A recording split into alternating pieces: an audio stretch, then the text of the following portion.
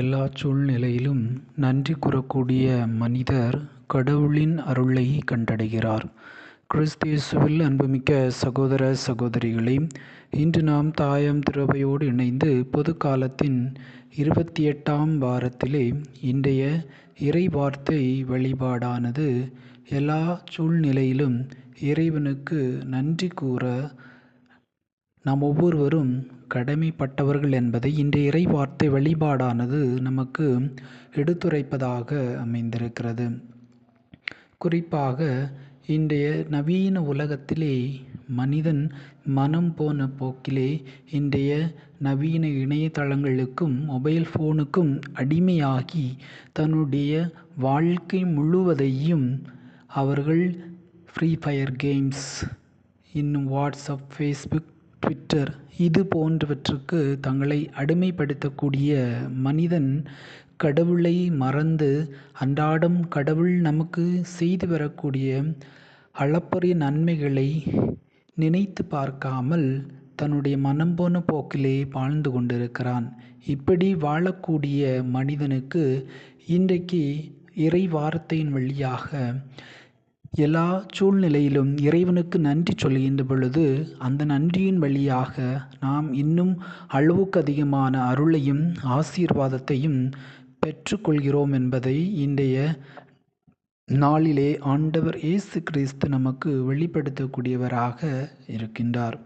இன்றைய முதல் வாசகத்தை சற்று அலசி பார்க்கின்ற பொழுது 2 அரசர்கள் 5ஆம் அதிகாரம் 14 முதல் 17 வரை உள்ள அந்த இறை வார்த்தையை சற்று வாசிக்கின்ற பொழுது அங்கே நாமான் என்கிறவர் கடவுளுக்கு நன்றி சொல்லக்கூடியவராக இருக்கிறார். எப்படி என்று பார்க்கின்ற பொழுது அவர் தொழுநோயாளியாக இருந்தாலும் கூட எலிசாவின் வார்த்தையை பின்பற்றி யோர்தான் நதியில் நீராடி 7 முறை அவர் அந்த தண்ணீரிலே மூழ்கி எழுகின்றார்.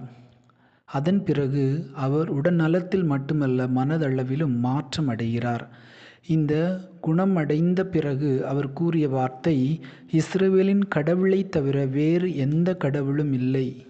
இதுதான் நன்றி கூறும் இதயத்தினுடைய ஒரு வெளிப்பாடாக அமைந்திருக்கிறது. குணம் அடைந்ததில் நாமான் கடவுளுக்கு நன்றி சொல்லியதால் அவருடைய விசுவாசமும் மன நிம்மதியும் வெளிப்படுவதை பார்க்கிறோம். அவ்வாறே இன்றைய நற்செய்தி வாசகத்திலே லூக்கா நற்செய்தி 17ஆம் அதிகாரம் 11 முதல் 19 வரை உள்ள இறை வார்த்தையிலே கடவுள் 10 தொழுநோயாளிகளை குணமாக்குகின்றார். அதில் ஒருவர் மட்டுமே திரும்பி வந்து இயேசுவுக்கு நன்றி கூறுகின்றார். நன்றி கூறுகின்ற பொழுது ஆண்டவர் இயேசுனுடைய பதில், உன் விசுவாசம் உன்னை மீட்டது என்று கூறுகின்றார். நன்றி கூறுவதால் உடல் நலம் குணமடைவதோடு ஆன்மீக வாழ்விலும் மாற்றம் ஏற்படுகிறது. நன்றி கூறும் இதயத்தினுடைய வெளிப்பாடு எப்படிப்பட்டதாக இருக்கிறது என்று சொன்னால், ஒருவன் நன்றி கூறுகின்ற பொழுது தன்னுடைய விசுவாசத்தை அதிகப்படுத்தி கொள்கின்றார். இவ்வாறு அவர் ஆண்டவரோடு நல்ல ஒரு உறவை ஏற்படுத்த முடியும். இதைத்தான் நாம் 1 தெசலோனிக்கர் 5ஆம் அதிகாரம் 18ஆம் இறைவசனத்திலே அழகாக சொல்லப்பட்டிருக்கிறது. எல்லாவற்றிற்கும் கடவுளுக்கு நன்றி சொல்லுங்கள், எல்லா சூழ்நிலையிலும் இடைவிடாத இறைவனை நோக்கி வேண்டுங்கள், இதுவே கடவுளுடைய திருவுளம் என்று சொல்லப்பட்டிருக்கிறது. எனவே வாழ்க்கையின் ஒவ்வொரு தருணத்திலும் நாம் நன்றி கூறக்கூடிய பழக்கத்தை நம்முடைய வாழ்க்கையிலே உருவாக்க வேண்டும். நன்றி கூறுவதால் ஏற்படக்கூடிய நன்மைகள் என்னென்ன என்று பார்க்கின்ற பொழுது, முதலாவதாக நன்றி கூறும் இதயம் கடவுளோடு நெருக்கமாகிறது. நன்றி கூறுவது ஒரு ஜெபத்தின் வடிவம். அது நான் எல்லாவற்றையும் கடவுளமிருந்து பெற்றவன் என்ற பணிவை வெளிப்படுத்துகிறது. இதைத்தான் திருப்பாடல் 103:2 சொல்லப்பட்டிருக்கிறது. என் ஆத்துமா ஆண்டவரை போற்றி பெருமைப்படுத்துகின்றது, அவர் எனக்கு செய்த எல்லா நன்மைகளையும் மறந்திடாதே என்று சொல்கிறது. எனவே நன்றி கூறுகின்ற பொழுது நம்முடைய இதயம் கடவுளோடு நெருக்கமாகிறது. இரண்டாவதாக நன்றி கூறும் இதயம் மன அமைதி, மகிழ்ச்சியை பெற்றுவிடுகிறது. நன்றி உள்ளவர்கள் குறைகளை பார்க்காமல் ஆசீர்வாதங்களை நினைப்பவர்கள். அதனால் அவர்கள் மன அழுத்தமின்றி மகிழ்ச்சியுடன் வாழ்கிறார்கள். பிலிப்பியர் 4ஆம் அதிகாரம் 6 முதல் 7 வரை உள்ள இறை வார்த்தையிலே, எந்த பொருளிலும் கவலைப்படாதிருங்கள், எல்லா நேரத்திலும் நன்றியுடனும் ஜெபியுங்கள், கடவுளின் அமைதி நம்மை வழிநடத்தும் என்று சொல்லப்படுகிறது. எனவே நன்றி கூறக்கூடிய இதயம் கடவுள் தரக்கூடிய அமைதியும் மகிழ்ச்சியையும் பெறுகின்றது. மூன்றாவதாக, நன்றி கூறும் இதயம் விசுவாசத்தை வலுப்படுத்துகிறது. நன்றி கூறுவது கடந்த காலத்தில் கடவுள் செய்த நன்மையை நினைவுபடுத்துகிறது. அதுவே எதிர்காலத்தில் நம்பிக்கையுடன் வாழ வைக்கிறது.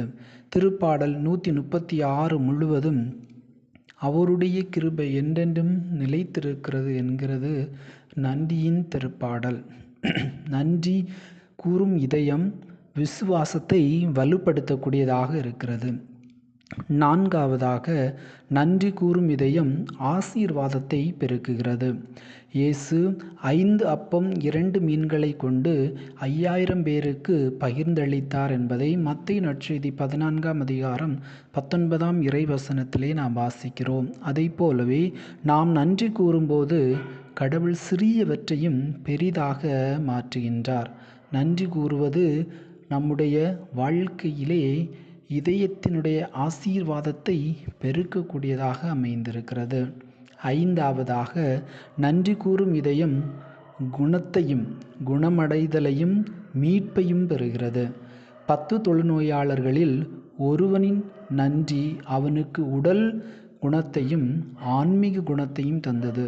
நன்றி கூறுதல் கடவுளின் இரக்கத்தை ஆழமாக அனுபவிக்க செய்கிறது. ஆம், கிறிஸ்து இயேசுவில் அன்புமிக்க சகோதர சகோதரிகளே, நம்முடைய அன்றாட வாழ்க்கையிலே நாம் எப்படி இந்த நன்றியை வாழ்வாக்குவது?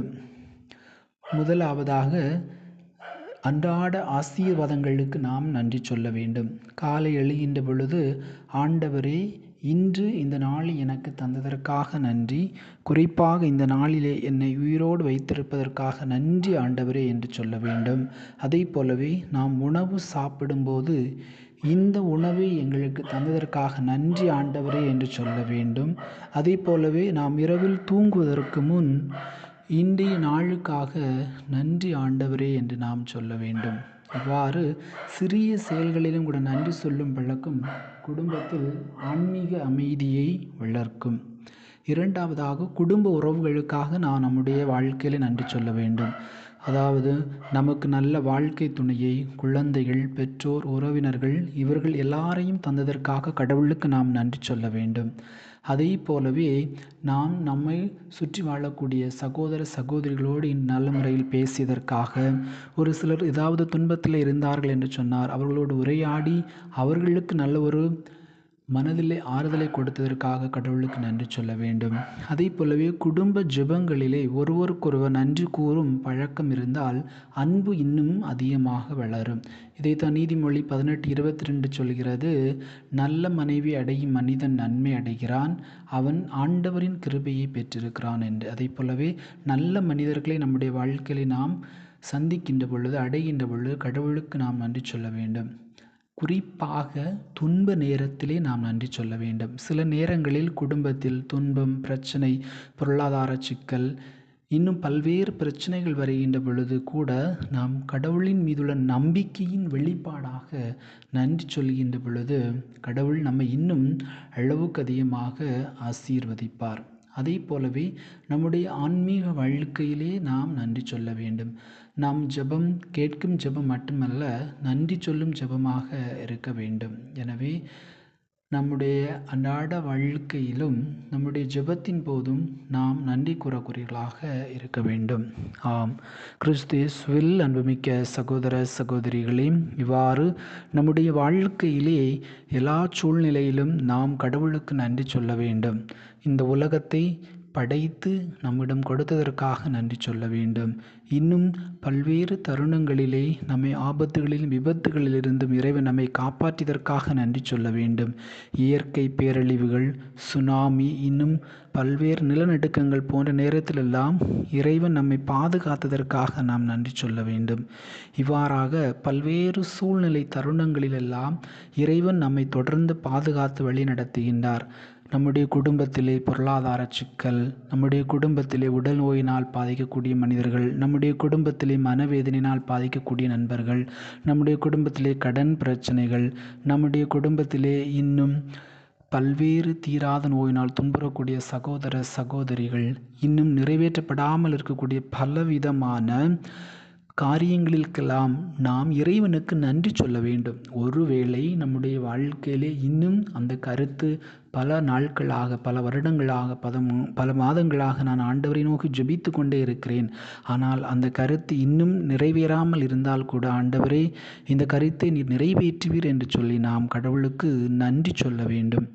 இவ்வாறு நன்றி கூறுகின்ற பொழுது கடவுள் நம்மை இன்னும் அளவுக்கு அதிகமாக ஆசீர்வதிப்பார்.